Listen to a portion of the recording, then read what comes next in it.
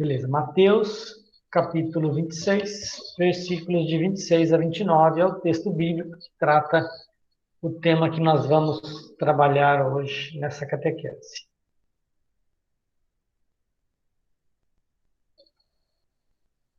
O texto diz assim: Enquanto estavam comendo, Jesus tomou o pão e pronunciou a bênção, partiu e deu aos discípulos, dizendo: Tomai e comei, isto é, o meu corpo. E tomando na mão o cálice, deu graças, passou a eles, dizendo: Bebei dele todos, pois este é o meu sangue da nova aliança, que é derramado em favor de muitos para o perdão dos pecados. Eu vos digo, de hoje em diante, não beberei deste fruto da videira até o dia em que convosco eu o beber de novo no reino do meu Pai. Palavra da salvação. Glória a vós, Senhor. O que lembra esse texto? Pode abrir o microfone e falar. Vamos ouvir um pouquinho de vocês. Do que fala esse texto?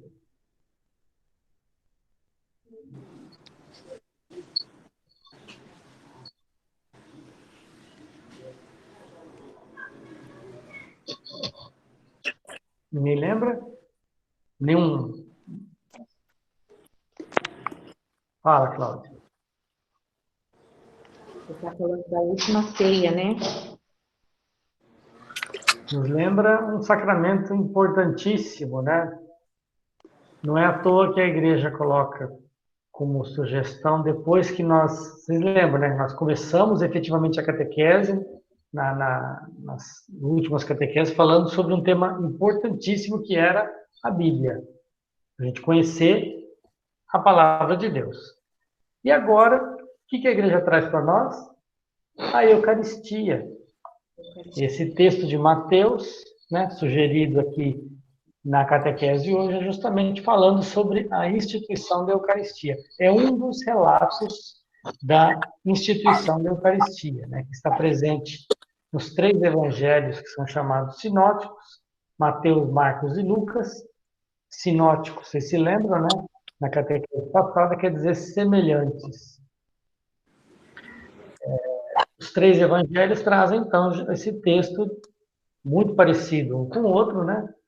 De Jesus instituindo o sacramento da Eucaristia na última ceia que ele celebrou com seus discípulos antes de ser preso, flagelado, morto, crucificado e depois ressuscitado.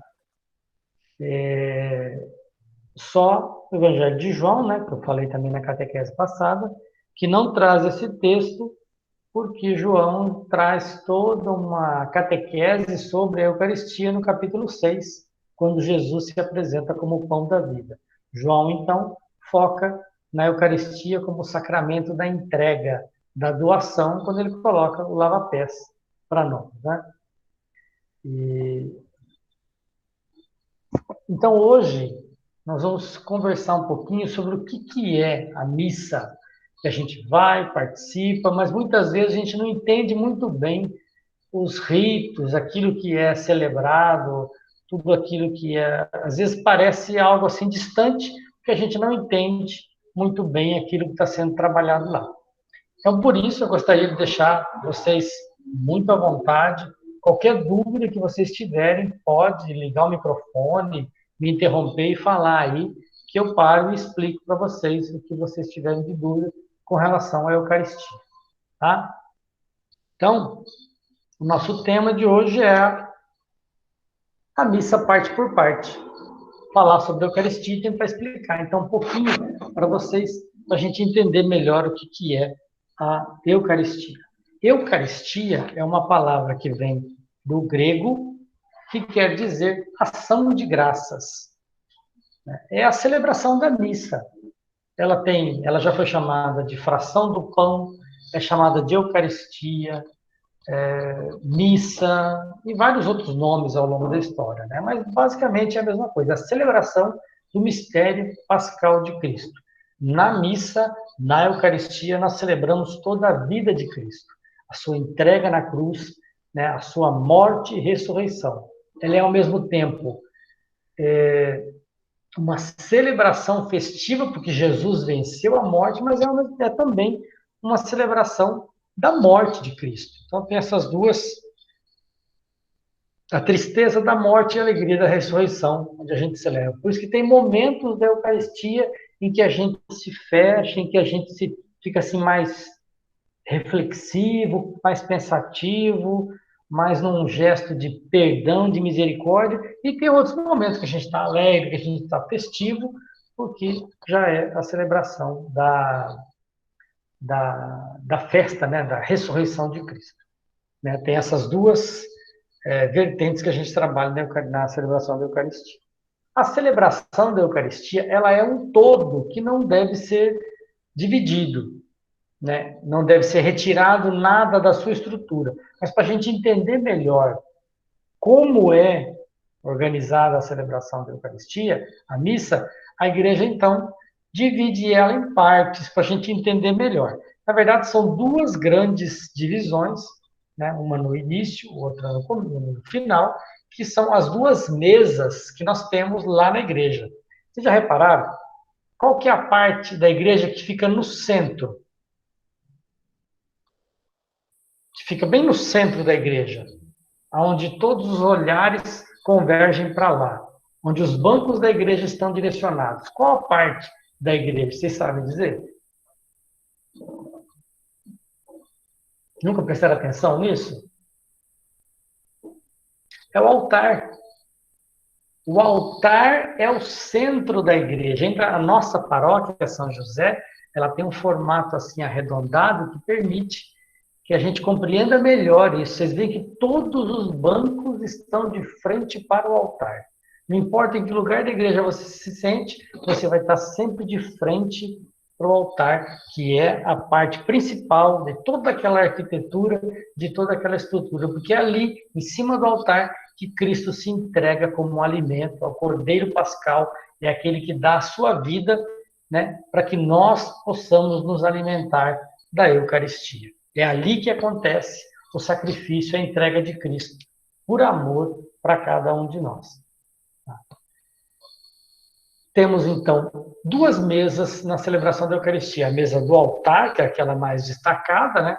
Onde estão as velas, tem sempre normalmente tem uma toalha em cima, então ela é sempre muito destacada.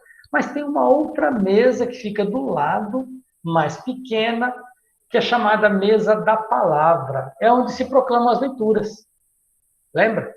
Onde o leitor vai proclamar a primeira leitura, a segunda leitura, onde o salmista canta um salmo, ou proclama, aonde é proclamado o evangelho, onde o padre faz a homilia, né? É a outra mesa da celebração da missa. Então, são duas mesas, e são as duas divisões, a liturgia da palavra e a liturgia eucarística. A liturgia da palavra, antes dela, tem os ritos iniciais, e a liturgia eucarística, no final dela, tem os ritos finais da celebração. Então, a gente pode dizer que são 4 partes a missa, e a gente vai estudar, então, cada uma delas. Hoje, nós vamos tentar ver até a liturgia da palavra, a liturgia eucarística, que é a segunda grande parte da celebração, vai ficar, então, para catequese próxima nossa. Tá? Vocês já repararam que toda celebração, especialmente no domingo, né? Durante a semana, como vai menos gente, não é uma celebração tão solene quanto a celebração dominical, então às vezes o padre não faz, mas no final de semana sempre tem uma procissão de entrada na celebração. Vocês já repararam, né? O padre com a equipe litúrgica, leitores, ministros, coroinhas, vai todo mundo ali pelo corredor central. Qual o significado disso? Por que o padre já não fica direto lá no altar? Lá no presbitério, né? No altar não, no presbitério. Presbitério é aquele espaço ali onde fica o altar. Chama presbitério porque é onde o presbítero fica. Por isso que lá em cima só fica o padre, o diácono, e está ali o coroinha que segura o missal para ele, né? O restante, toda a equipe dos que fica embaixo, junto com o povo. Tá? Por que tem essa procissão de entrada? Essa procissão de entrada é justamente para simbolizar para nós, para nos lembrar que nós somos um povo encaminhado. Desde a época lá do Egito, quando o povo saiu da escravidão, atravessou o deserto, fez uma caminhada para chegar na Terra Prometida, nós também. Nós saímos do profano, do mundo, em direção ao santo, em direção ao sagrado, em direção ao altar de Cristo. Essa é a simbologia daquela caminhada. O padre com a equipe litúrgica junto ali simbolizam todo o povo de Deus que deixa o profano, que deixa o mundo para trás, né? Por isso que entra pela porta principal, em direção ao sagrado, em direção ao altar, onde Cristo vai se dar como alimento para nós. Tá? É esse o significado daquela procissão. Né? Abrem-se as portas, entra a equipe e vai em direção ao altar. Chegando lá na frente, vocês veem que a equipe litúrgica ela faz uma suave prostração, quase uma genuflexão. Dobra o tronco, assim, em reverência ao altar. O altar é a peça principal da igreja, eu já falei isso para vocês. Então, todas as vezes que nós passamos em frente do altar, a gente faz uma reverência, porque ali é um lugar sagrado, é onde Cristo se entrega por nós como alimento. Né? Lembra daquela passagem que Moisés encontra com Deus, lá no monte, na sarça, quando ele vê a sarça ardente, né? Deus diz para ele, tira as tuas sandálias, porque aqui é um lugar sagrado. O altar é um lugar sagrado. O tirar as sandálias nosso em respeito ao altar sagrado é a genuflexão, é a reverência que a gente faz para o altar. Nós dobramos, né, a nossa coluna em reverência a o que aquilo simboliza para nós. Mistério de vida, da salvação que Cristo nos dá ali em cima do altar.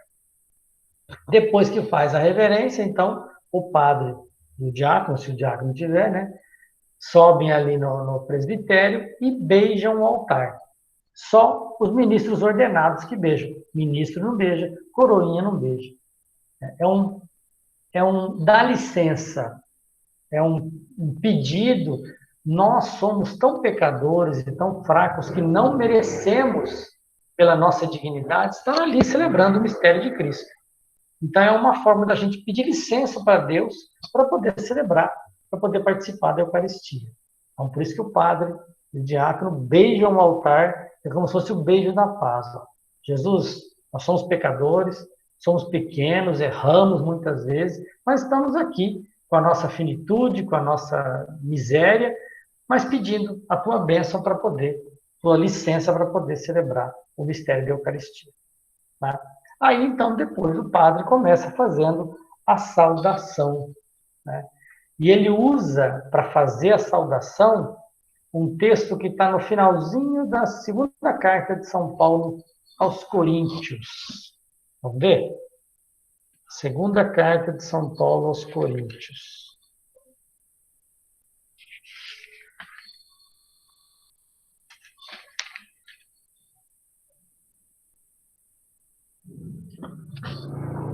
Está no capítulo 13, né, que encerra. Oh. Como é que é o nome dele? Léo Felipe. É o Felipe? É o seu menininho, né? É. Era para ter batizado ele, mas não está podendo. Agora está suspenso os batismos. Mas volta. Vamos aguardar que logo volta. Tomara. Deus abençoe. Amém. Capítulo 13 da segunda carta de São Paulo aos Coríntios, lá no versículo 13, que é o último versículo da segunda carta aos Coríntios. Ele diz assim: a graça do Senhor Jesus Cristo, o amor de Deus e a comunhão do Espírito Santo estejam com todos nós. É justamente o que o padre fala, né? Que a graça de nosso Senhor Jesus Cristo, o amor do Pai e a comunhão do Espírito Santo esteja convosco. Ele faz isso depois de fazer o sinal da cruz. Sempre a celebração começa, né, com o sinal da cruz. O sinal da cruz é como se fosse a nossa ligação com Deus, é o abrir a nossa comunicação com Deus. É como a gente pega o telefone ali e começa a discar, né? É como se estivesse discando para falar com Deus. E os números são 4. 1, 2, 3, 4. Pronto, entrou em conexão com Deus. É um gesto pequeno, mas que tem uma simbologia muito grande na nossa vida. Que quando a gente faz isso, a gente meio que se desliga do mundo, né? E entra no sagrado para conversar com Deus. Então a missa também começa com o sinal da cruz. Começa e depois vai terminar também com o sinal da cruz.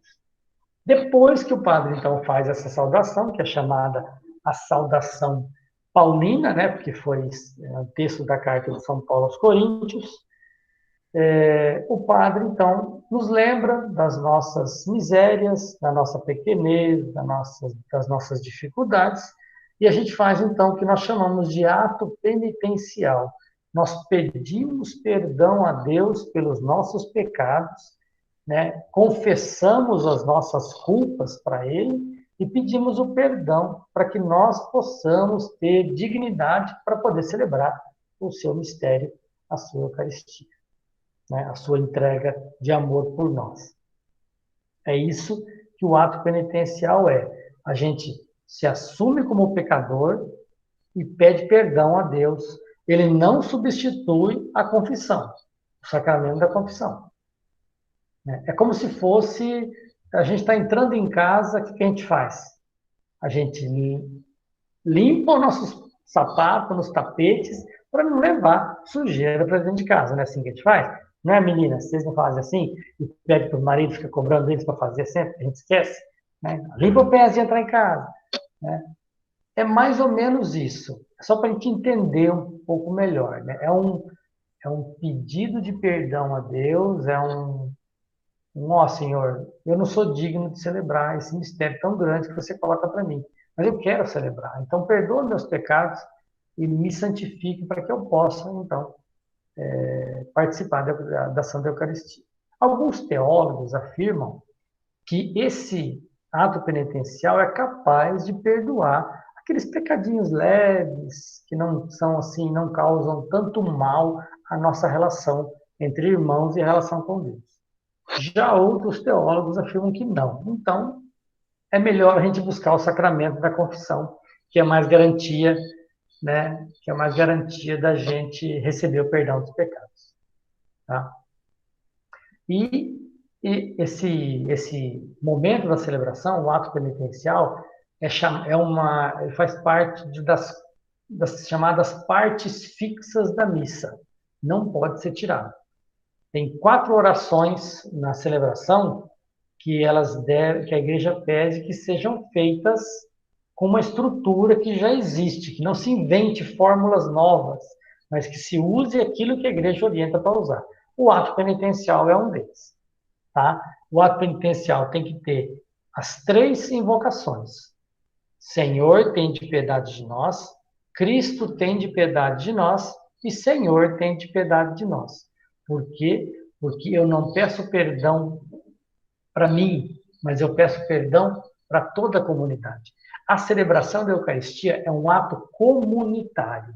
Então, na hora de pedir, lá no ato penitencial, se essa oração, Senhor, tem de piedade de nós, Cristo tem de piedade de nós, Senhor, tem de piedade de nós, é substituída por um cântico, esse cântico não pode dizer, Senhor, tem de piedade de mim, mas é Senhor, tem de piedade de nós. O pessoal só é permitido como ato de contrição, aquele que a gente reza. Né? Me esqueci agora como é que é. Mas o ato de contrição, ele é um ato pessoal. Mas no final dele, o padre sempre faz, o Senhor tem de piedade de nós, Cristo tem de piedade de nós, e Senhor tem de piedade de nós. Tá? O gesto, o ato é sempre comunitário. Mesmo que eu faça um pedido pessoal de perdão dos meus pecados, mas tem que conter também o gesto comunitário. O pedir perdão por todos os pecados de toda a comunidade. Tá? Depois do ato penitencial, vem então a última parte, a última parte do rito, dos ritos iniciais, que é o Glória, que isso a gente só canta ele, só reza ele aos domingos e nas solenidades, né? Durante as missas da semana, não se canta o Glória, só no final de semana. O Glória é uma oração que existe na igreja da época dos primeiros cristãos. Logo depois dos apóstolos, naquelas primeiras comunidades, eles redigiram essa oração. E a igreja mantém ela até hoje. Tá? E pede que cante a letra daquela oração. Não é um hino à Santíssima Trindade, mas é um hino que a gente chama de cristológico. A gente louva a Deus por ele nos ter enviado Jesus Cristo, seu Filho, como Salvador, né? Nosso Salvador, aquele que redime os nossos pecados, aquele que dá a sua vida por nós na cruz e nos presenteia com a vida eterna, com a ressurreição. Tá? Então é um hino cristológico, não é um hino trinitário. Embora muitos cantores aí cantem naquele Glória, Glória, ao Pai Criador, ao Filho. Isso aí não é hino de glória, não. Isso é um cântico, né, que fala a palavra glória, mas não é o hino. Ele não deve substituir o hino. Se não tem quem cante, então reza. A gente está tão acostumado, pelo aqui na São José, né, a cantar, que se fosse pedir hoje para rezar, muita gente ia ter dificuldade de lembrar a letra, né? Mas existem várias, diversas melodias que cantam o hino correto, né? Então, não tem havido grandes erros nessa parte ali, não. O pessoal tem cantado direitinho. Então, o Glória também é uma das 4 partes fixas que não deve ser mudada. Ato penitencial, Glória, Cordeiro e Santo. São esses 4, né, que a igreja coloca como partes fixas, que são orações que devem ser rezadas ou cantadas do jeito que está naquele livro grande, vermelho, né, aquele livrão que o padre usa para fazer as orações, que o coroinha segura lá na mão, então, que lá chama missal. É o livro da missa. É onde estão ali todas as orações, toda a orientação, né? Inclusive esse livro aqui, que é a Introdução Geral do Missal Romano, é tirado daquele livro do Missal, e aqui tem todas as orientações que a igreja tem de cada parte da missa, cada gesto que a gente faz, por que a gente senta, por que a gente levanta, por que faz sinal da cruz, está tudo explicado aqui e lá no Missal, né, que é aquele livro que o padre usa para conduzir a celebração da Eucaristia. Tá? Depois, então, que termina o Glória, vem a oração, chamada oração da coleta. Essa oração, ela encerra os ritos iniciais e abre, então, para a liturgia da palavra, onde vai ser proclamada as leituras. Essa oração, ela é chamada oração da coleta, não porque é feita a coleta de dinheiro nessa hora, porque não é nessa hora que é feita. A nossa doação, naqueles envelopezinhos, né, que a gente coloca a nossa doação para as causas sociais da igreja, ela é feita em outro momento, no que a gente costuma, aprendeu, né, como ofertório, mas que na verdade não é ofertório, é apresentação das oferendas. Lá então a gente apresenta para Deus as nossas ofertas, aquilo que a gente tem de bom, para que Deus transforme, né? Nós apresentamos o pão e o vinho, pedindo para que o Espírito Santo transforme no corpo e no sangue de Cristo. Junto com isso, a gente oferece também nossos bens materiais através da coleta, podemos oferecer nossos bens espirituais, nossos talentos, entregando-os ali para Deus naquele momento, para que Ele os transforme e faça com que produza frutos. Essa oração é chamada inicial ali, a oração logo depois do Glória, ela é chamada de oração da coleta ou oração do dia, porque para cada dia tem uma oração específica, né? Porque neste momento a igreja tem plena certeza de que é o momento onde nós colocamos diante de Deus as nossas intenções. Qual a minha motivação? Por quem eu quero celebrar nesse dia? Quero rezar por algum parente, por algum amigo que está doente, quero rezar pela minha comunidade, quero rezar pela minha família, quero rezar por mim, por alguma coisa que eu estou almejando, um emprego, uma prova difícil na escola, uma intenção minha que eu quero fazer. É naquele momento que nós colocamos tudo isso nas mãos de Deus. E durante a oração, os anjos de Deus descem e coletam essas orações e encaminham tudo isso para Deus. Né? Eles coletam as orações e levam para Deus. É por isso que a igreja chama esse momento de oração da coleta. Esse momento, então, encerra esses ritos iniciais e abre, então, a oração, a liturgia da palavra. Toda essa primeira parte da celebração da Eucaristia é feita de pé.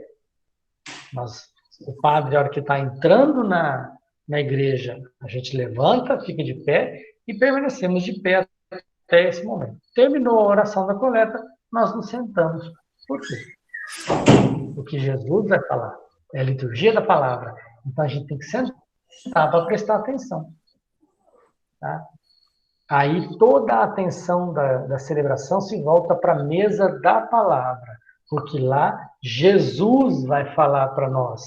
Jesus vai usar daquelas pessoas que vão fazer as leituras para transmitir para nós a sua mensagem para aquele dia.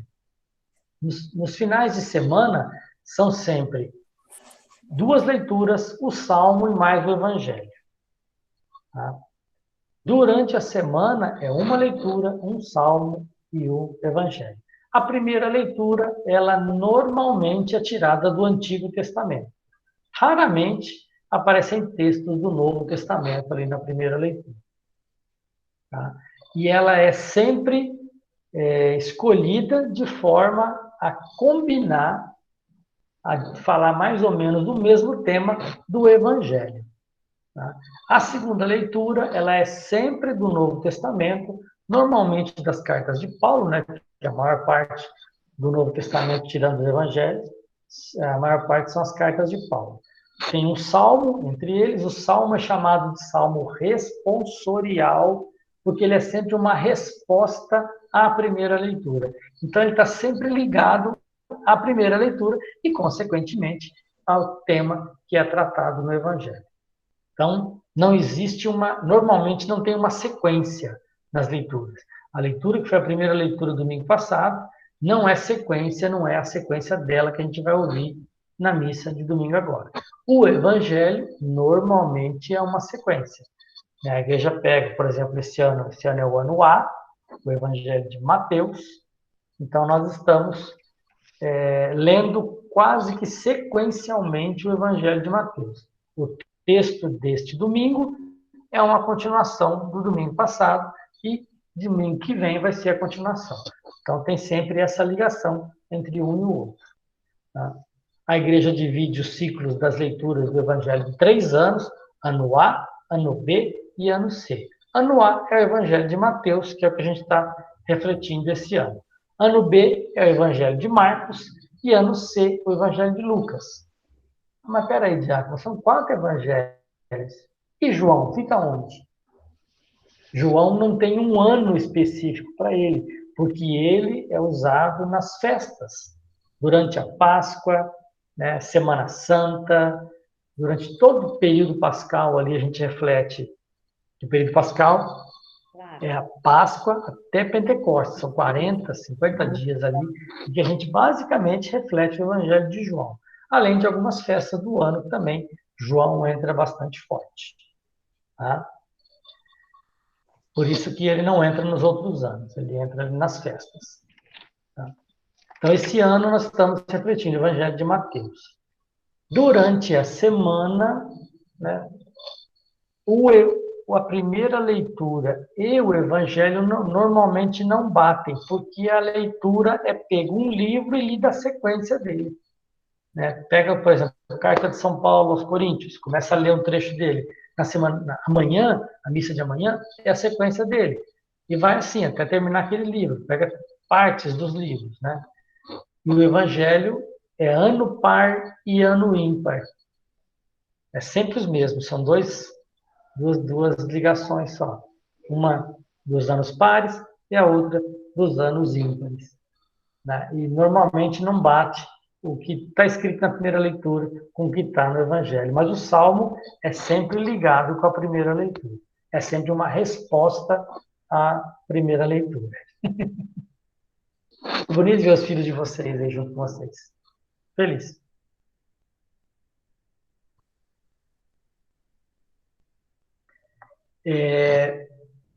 Então, essa digamos assim, a sequência que a igreja trabalha na liturgia da palavra. O que a gente precisa ter bem focado na nossa mente é o seguinte: a igreja, ela preconiza, ela está escrito num documento da igreja chamado Sacrosanto Concílio, que é o documento do Concílio Vaticano II que trata da liturgia. E ele diz lá que na Eucaristia nós temos 4 presenças reais e verdadeiras de Jesus Cristo na celebração da Eucaristia. A gente, às vezes, valoriza muito o sacramento da Eucaristia como se fosse a única presença real e verdadeira de Cristo na celebração da Eucaristia. Mas a missa é muito mais do que isso. Tem 4 presenças reais de Cristo. A Eucaristia é uma delas, mas não é a única. Tá? O padre, quando preside a celebração da Eucaristia, ele preside, a gente diz em latim, in persona Christi, é na pessoa de Cristo. Então, o padre celebrando, presidindo a Eucaristia, é o próprio Cristo que usa dele para fazer milagre acontecer, para transformar as oferendas que a gente coloca lá de pão e vinho em corpo e sangue de Cristo. Mistério da nossa salvação. E através do padre, e só dele, mais ninguém tem esse poder. Diácono não tem, ministro não tem, leitor não tem, cantor não tem, ninguém tem. Só o padre é que tem esse poder que foi entregue a ele através do sacramento da ordem, no grau do presbiterado, né, do sacerdócio, que entrega nas mãos dele essa missão de ser agente de transformação, de agente de geração de amor, do amor de Cristo na nossa comunidade. É através do Padre que as oferendas são transformadas. Então, ele age em persona Christi, portanto, é presença real e verdadeira de Jesus Cristo. Mesmo que o Padre tenha dúvidas, mesmo que o Padre não acredite no que ele está celebrando, Jesus usa dele, porque ele permite, para poder transformar aqueles alimentos no corpo e no sangue de Cristo. Tá? A terceira presença real e verdadeira de Cristo na celebração da Eucaristia é a palavra. Quando alguém faz uma leitura na celebração da Eucaristia, é Jesus que está usando daquela pessoa para fazer a sua palavra chegar ao nosso coração através dos ouvidos. Por isso que neste momento da celebração, toda a nossa atenção tem que estar voltada lá para o ambão da palavra, onde Cristo proclama a sua palavra. É Jesus que está ali falando conosco. Vocês já repararam que os nossos irmãos evangélicos, eles quando vão para a celebração deles, eles têm sempre uma Bíblia debaixo do braço, né? Porque eles usam a Bíblia lá na celebração. Por que o católico não usa? Porque nesse momento nada pode tirar a nossa atenção. Nem livrinho, nem folheto, nada. É Jesus que está falando para nós. Então nossa atenção tem que estar lá no ambão da palavra, não no livrinho, não no terço, que eu já vi gente rezando terço durante a Eucaristia, não na Bíblia, em nada. É lá no altar, lá no ambão da palavra, porque é lá que Jesus está falando conosco. É lá que Jesus está fazendo a sua palavra entrar pelo nosso ouvido para que ela ecoe no nosso coração e seja a força transformadora da nossa vida. É o próprio Cristo que está ali falando conosco. E a quarta presença real e verdadeira de Cristo na celebração da Eucaristia somos nós, a Assembleia reunida, né? No próprio Evangelho de Mateus está lá escrito, Jesus disse, aonde dois ou mais estiverem reunidos em meu nome, eu estarei no meio deles. É promessa de Cristo. E promessa de Cristo, ele cumpre. Ele não nos renega, não nos abandona jamais. Se ele disse que estaria conosco, participando da celebração da Eucaristia, é porque ele está participando da celebração junto conosco. A igreja tem essa firme convicção de que quando se reúne para celebrar o mistério da Eucaristia, o céu desce e celebra junto conosco. A igreja triunfante que está já no céu desce na terra junto com Deus e celebra conosco a Eucaristia. Lembra daquele cântico do padre Marcelo Rossi? Tem anjos voando neste lugar. É a mais pura verdade. Quando nós nos reunimos para celebrar a Eucaristia, o céu desce. Deus, os anjos, os santos, todos estão ali junto conosco, celebrando o mistério da Eucaristia. Porque é a grande festa. E não importa onde nós estejamos. Seja numa igreja enorme, cheia de gente, seja numa capela pequenininha, com 2, 3 pessoas, não importa. Onde 2 ou mais estiverem reunidos, em meu nome eu estarei. Essa é a promessa de Cristo. Isso é que ele nos deixou. Né? E quando Jesus promete, ele cumpre. Ele não disse assim, eu talvez esteja lá com vocês, quando vocês se reunirem. Se der tempo, se eu tiver um espaço na minha agenda, não. Eu estarei convosco. E disse mais ainda, que estaria convosco até o fim dos tempos. Então, ele nunca nos abandona. Se nós nos sentimos distante de Deus, é porque nós abandonamos Deus. É porque nós não damos espaço para que ele entre na nossa vida. Porque ele quer fazer parte da nossa vida todos os dias. Ele está lá, na Eucaristia, todos os dias, esperando por nós. Tá? Então, essas são as 4 presenças reais e verdadeiras de Cristo na Eucaristia. A palavra, né, nesse momento da celebração da Eucaristia, é uma delas. Seja na primeira leitura, no Salmo, no Evangelho, seja na homilia, quando o padre está...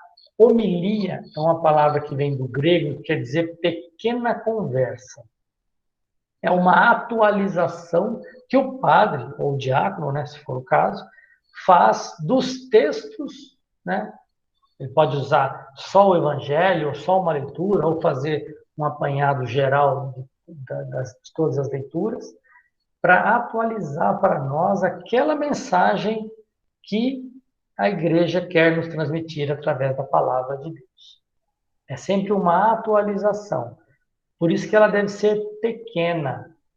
Não é um sermão, não é momento de dar bronca, de dar pito nas pessoas, mas de motivar, de trazer esperança, porque Deus é amor, Deus é misericórdia, Ele quer derramar esse amor e essa misericórdia em cada um de nós. Mas é hora também da gente refletir o que a gente está fazendo, que a gente não está deixando Deus agir de verdade na nossa vida. O que a gente está fazendo que a nossa vida não está sendo transformadora? Transformadora para nós, transformadora para os nossos irmãos. Onde a gente está errando? A palavra de Deus nos ilumina nesse momento. Tá? Quando eu estava na escola diaconal, Dom Vicente trabalhou conosco essa matéria, né, sobre homilia, né, sobre como fazer homilia, e ele dizia assim que ele leu num livro, né, que de um padre uma vez falou para ele assim, que homilia é em torno de 10 a 12 minutos. Se você falar menos que isso, se você falar até 12 minutos, é o que o Espírito Santo está te motivando a falar. De 12 a 15 é o que você está querendo passar. Acima de 15, aí eu não sei mais quem é que está falando. É uma brincadeira, né? Mas é para a gente refletir também, que às vezes quem está falando ali, às vezes se empolga, né? Começa a falar. E depois de 15 minutos, dificilmente alguém consegue prestar atenção. É difícil. Né? É difícil. Né? Aqui já dá dificuldade, né, para vocês prestarem atenção no que eu estou falando. Eu estou falando mais de 15 minutos. Mas eu não estou fazendo homilia, estou fazendo catequese. Catequese dá, né? Mas a homilia ela deve ser sempre uma coisa breve, que é só uma atualização, né?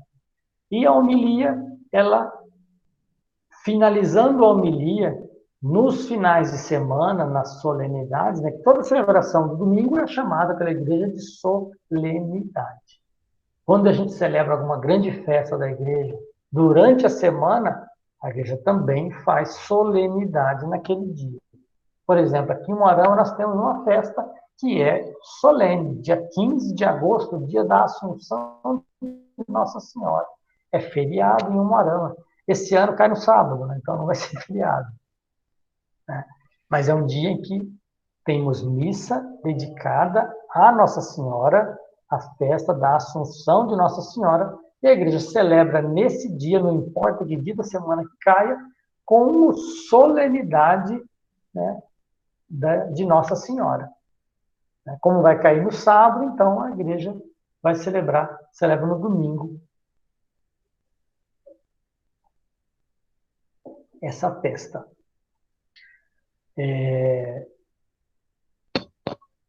Então, quando é solenidade, como é todo domingo, depois da homilia, nós rezamos o creio. Né? Lembra aquela oração? Creio em Deus Pai Todo-Poderoso, Criador do céu e da terra, que é chamado Creio dos Apóstolos. É um resumo da nossa fé. Se a gente parar um pouquinho, tirar um dia, um tempinho e ler cada uma daquelas frases que a gente fala, a gente vai ver a profundidade. Ali está resumido tudo que nós professamos, tudo que nós acreditamos. Tudo que a gente fala, tudo que a gente professa como verdade de fé, ali está resumido. A fé no Cristo, que é Deus, no Deus Todo-Poderoso, Criador do céu e da terra, no Cristo que se encarnou, sendo Deus, assumiu a nossa humanidade, professamos a nossa fé na igreja, professamos a nossa fé no Espírito Santo, na Santíssima Trindade, né? Enfim, é um resumo, digamos assim, o feijão com arroz da nossa fé. E a gente reza, professa isso todos os domingos na celebração da Eucaristia. Durante a semana, a igreja não reza o creio, a missa fica mais curtinha, né? Sem uma leitura, sem o creio, sem o glória, ela fica mais enxuta, mais pequena, né? Mas tem valor. O preceito nosso de cristãos é a missa dominical, que essa aí é pedido para que a gente vá todos os domingos na missa, e se não formos, a igreja considera que cometemos um pecado que precisa ser confessado. Tá? Neste tempo de pandemia, a igreja liberou esse preceito, porque as igrejas estavam fechadas, não tinha como nós celebrarmos com a comunidade, estarmos lá na igreja celebrando a Eucaristia. Agora a igreja abriu, mas não está aberto para todo mundo, né? Reduziu a quantidade de pessoas que podem ir, então ficou bem restrito. Então ainda continua liberado o preceito do domingo. Se puder ir na missa dominical, ótimo, vá. Se não pode, vale assistir pela televisão e vale participar também durante a semana, né? Tem missa diária na Paróquia São José, por exemplo, agora, 2 missas todo dia, né? 1h30 da tarde, e a partir de 1º de agosto, às 6h30 da tarde também vai voltar a missa diária. Tá?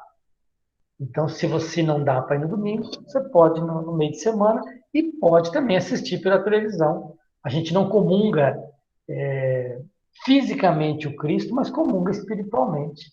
E nesses tempos de pandemia, que a gente está precisando cuidar da vida uns dos outros, não é só da minha vida, mas a do outro também, então a igreja permite essa doação, essa entrega, né? Eu deixo de participar da celebração, que é uma coisa que eu gosto muito, que é uma coisa que me fortalece como cristão, para não levar perigo à vida do meu irmão, né? Que a vontade era que a igreja estivesse aberta, que pudesse encher, que a gente pudesse se abraçar, né, e festejar nosso encontro, mas não dá. A gente sabe que se a gente fizer isso, a gente está colocando em risco a vida dos outros. Eu não sei se eu estou doente. Se eu estiver doente, passar para a pessoa, essa pessoa pegar a forma grave da doença e ela morrer, vai ser por minha culpa. Mesmo sem eu querer, né, eu vou acabar causando a morte de alguém. Então a gente tem que se cuidar uns dos outros também. Tá? Terminando a oração do creio, nós temos então as preces da comunidade. No meio de semana e no final de semana também é a mesma coisa, né? A igreja celebra, tem isso na celebração também. As preces, que é alguém que sai do meio do povo para falar em nome da comunidade, levar os nossos pedidos. Quais são as nossas necessidades? A gente reza, então, pela igreja, reza pelos doentes, reza pelos padres, né, pelo Papa, por toda a igreja. Rezamos pelos doentes, rezamos pela nossa comunidade, pelas pessoas, né, que estão conosco ali e aquelas que não puderam vir na celebração. E rezamos pela paz no mundo, pelo mundo todo e por algumas coisas pontuais que possa ter, né? Por exemplo, se a gente está celebrando alguma coisa especial naquele final de semana, ou vai fazer naquela semana, a gente coloca na intenção, por exemplo, né? Quando está próximo ali de 7 de setembro, ou do aniversário da cidade, a gente reza pela cidade, reza pelos governantes da cidade, reza pelo país, reza pelos governantes do nosso país, né? Enfim, rezamos pelas nossas necessidades. Se tiver alguém na comunidade, né, passando necessidade, a gente reza por essa pessoa. Pode até se colocar nas intenções. Semana da família, vamos rezar pelas famílias. Né? Enfim, cada dia tem uma motivação especial que nós podemos colocar ali, né, na parte das intenções. A oração dos fiéis, a oração da Assembleia, ela encerra essa primeira parte, que é a liturgia da palavra. Até ali, tudo era feito no ambão da palavra. As leituras foram feitas ali, a homilia do padre foi feita ali, o creio, o padre normalmente puxa quando ele está saindo dali, né?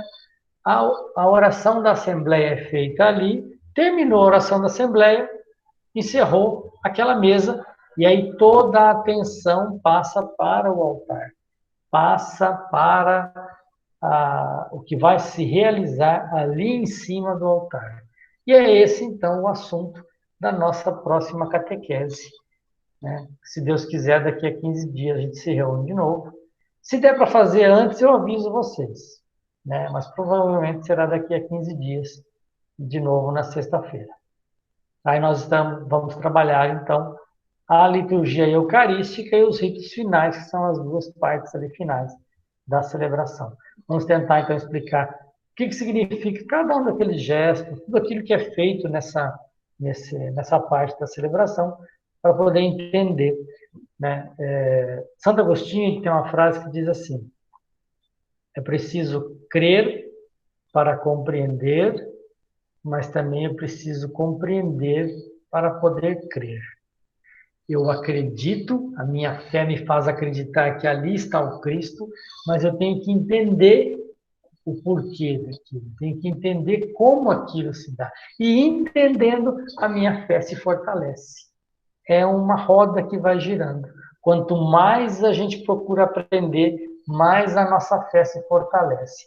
A nossa fé se fortalecendo, eu sinto necessidade de conhecer mais. Eu conhecendo mais, a minha fé vai se aprofundando, vai se fortalecendo. É assim que a gente vai crescendo na fé. Né? Nossa fé não pode ficar estática, parada, mas a gente tem que procurar sempre aprender, buscar conhecer melhor a nossa fé, a doutrina da nossa igreja, e quanto mais a gente entende, mais a gente se aprofunda no mistério, mais a gente se torna amigo de Cristo. Porque esse é o sentido, né? É conhecer o Cristo para se tornar amigo dele. Quando a gente é amigo de uma pessoa, a gente quer estar junto com ela. Se a gente não conhece, para nós tanto faz, né? Mas eu estando com Cristo, eu me torno amigo dele, e aí essa amizade crescendo, a nossa ligação fica cada vez mais forte com Cristo, e a gente se aproxima do ideal que ele quer para cada um de nós. Alguma pergunta, pessoal, sobre essa primeira parte? Alguma dúvida que vocês tenham? Não? Então, beleza. Se vocês tiverem alguma dúvida, por que o padre faz isso nessa hora? Por que tem tal coisa? Por que canta isso agora? Porque qualquer coisa que vocês tiverem com relação à celebração da Eucaristia, anota aí, e aí na próxima catequese vocês tragam que eu tento ajudar vocês a solucionar essas dúvidas, tá bom? Beleza? Vamos rezar então, vamos ligar os microfones e vamos rezar juntos. Fala, Josi, você queria dizer alguma coisa?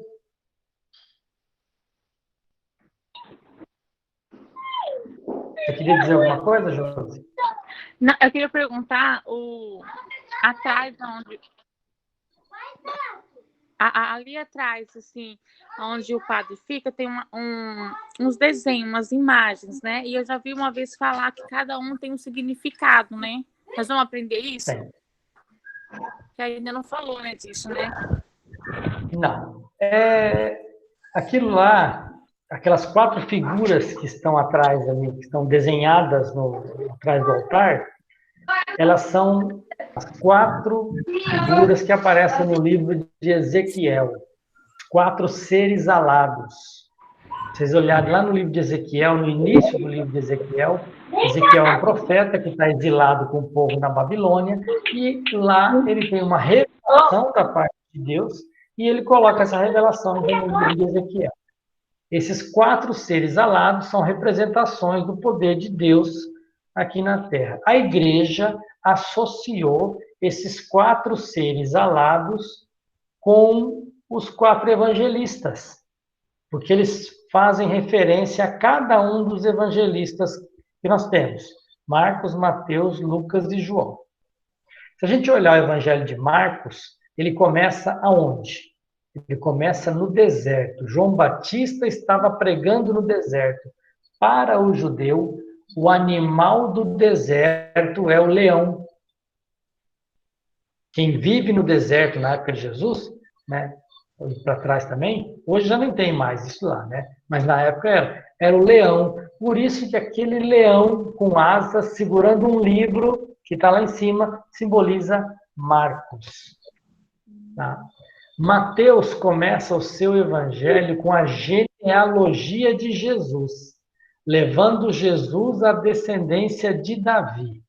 Ele é o descendente de Davi, prometido Messias, que o Messias nasceria da descendência de Davi. Jesus é o Messias. Ele mostra, então, a origem humana de Jesus através dessa genealogia. Quem foi o pai de Jesus? José. Quem foi o pai de José? Quem foi o pai do pai do pai do pai? Vai até, né, traz toda aquela genealogia desde de Davi. Então, o homem é a figura representada que lembra Moisés, que lembra Mateus para nós. Jesus é verdadeiramente homem, tem uma família, uma descendência. Por isso, aquela figura do homem, de asas, é a figura do Evangelho de Mateus.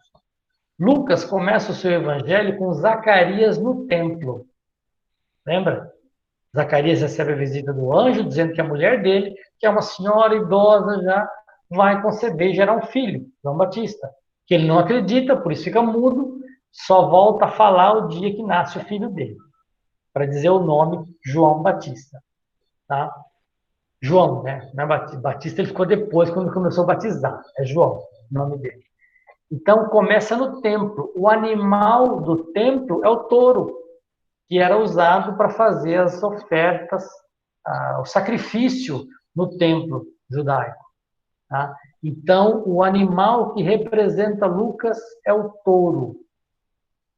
João é chamado de, o Evangelho de João, né? João, o evangelista, é chamado de o teólogo, porque ele traz uma teologia muito mais profunda. Os textos de João trazem muitos discursos de Jesus, trazem muitas afirmações assim, muito profundas acerca da cristologia, acerca da divindade de Cristo, acerca do Jesus, o pão da vida. Ele traz muitos discursos de Jesus que explicam em profundidade a sua missão na Terra. Então, João, se vocês olharem nos textos, várias vezes ele repete palavras. Então, João é como a águia que fica dando voltas, dando voltas, dando voltas até chegar próximo da sua presa e atacar. É assim que a águia ataca. Ela voa lá bem no alto, no céu, aí ela vai dando giros assim, em torno da vítima, de modo a fazer com que a vítima se confunda e ele consiga atingir o seu objetivo. João também usa essa tática da águia.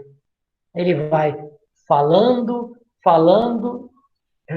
fixando as palavras, de modo que quando ele quer atingir o seu objetivo, a gente se clareia. Ah, então é isso que ele quis dizer. Por isso, a águia é que representa João, né? Aquela águia segurando a Bíblia. Todas as 4 figuras são aladas, né? Que lembram os 4 seres alados lá do livro de Ezequiel, mas todas elas estão segurando o evangelho na mão. Se vocês repararem naquele livro que entra na procissão, que é chamado Evangeliário, aquele livro que tem aquela capa de metal bonita, lá também estão essas 4 figuras, os 4 evangelistas também estão lá. Porque aquele lá é o livro dos evangelhos.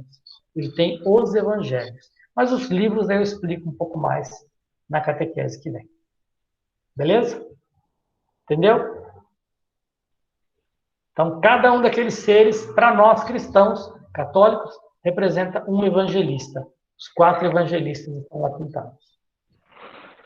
E Jesus ali no meio, né, com a figura chamada Pantocrator, que é o Deus Todo-Poderoso que está no seu trono, né, preparado para o julgamento, para nos acolher lá no céu, né, e nos dar o paraíso.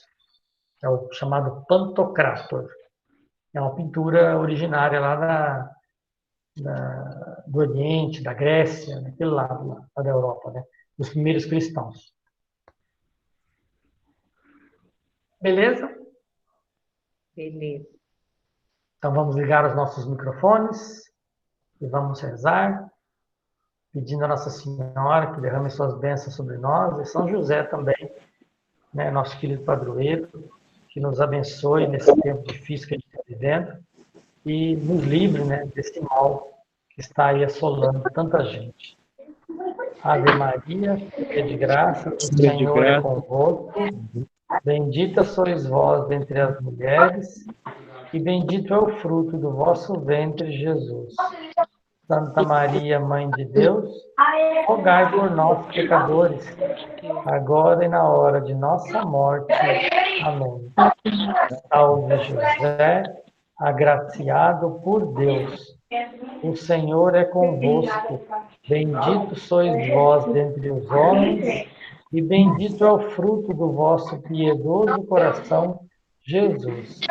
São José, Pai adotivo de Jesus, olhai e cuidai de nós, agora e na hora de nossa morte santa. Amém. O Senhor esteja convosco, Ele está no meio de nós. Senhor Deus, derrame as suas bênçãos sobre cada um de vocês. Deus abençoe em nome do Pai, do Filho e do Espírito Santo. Amém. Amém. Um grande abraço para vocês. A gente se vê daqui a 15 dias. Tá? Fiquem com Deus. Amém. Tchau. Senhor também. Tchau. Tchau. Tchau. Fiquem com Deus.